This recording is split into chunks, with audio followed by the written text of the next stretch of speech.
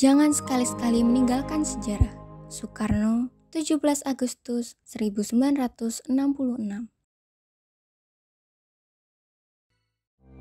Peristiwa Proklamasi Sekolah Dasar Kelas 6. Tujuan para penjajah mendatangi Indonesia memang untuk mendapatkan sekaligus menguasai pasar dengan menjual rempah-rempah yang saat itu sangat mahal, terutama karena Indonesia sangat kaya sumber daya alam. Karena itu, bangsa kita punya cita-cita untuk mengusir penjajah dan semua orang bergotong royong untuk mewujudkannya.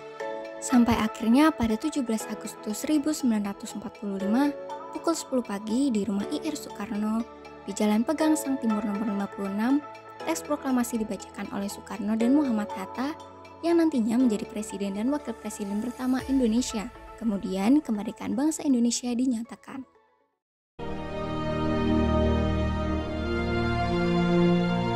Proklamasi. Kami, bangsa Indonesia, dengan ini menyatakan kemerdekaan Indonesia. Hal-hal yang mengenai pemindahan kekuasaan dan lain-lain diselenggarakan dengan cara saksama dan dalam tempo yang sesingkat-singkatnya. Jakarta, 17 Agustus 1945, atas nama bangsa Indonesia, Soekarno, Hatta.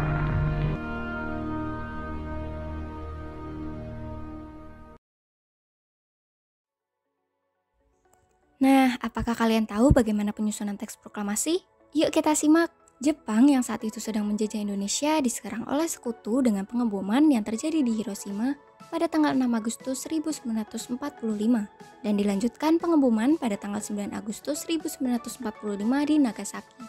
Akibat dua peristiwa pengeboman tersebut, akhirnya Jepang menyerah kepada sekutu pada tanggal 15 Agustus 1945.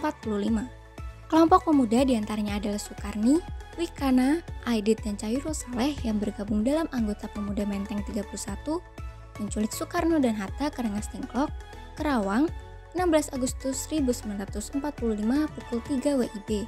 Mereka mendesak untuk mempercepat proklamasi kemerdekaan Republik Indonesia.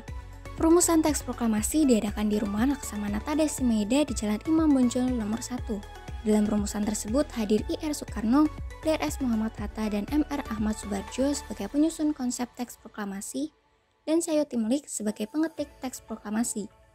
Sementara BM Diah sebagai tokoh yang berperan menyiarkan kabar berita Indonesia merdeka ke seluruh penjuru tanah air.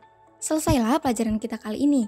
Kita jadi tahu bagaimana perjuangan bangsa Indonesia untuk memproklamasikan kemerdekaan. Begitulah proses kemerdekaan Indonesia yang hingga kini selalu kita rayakan setiap tanggal 17 Agustus.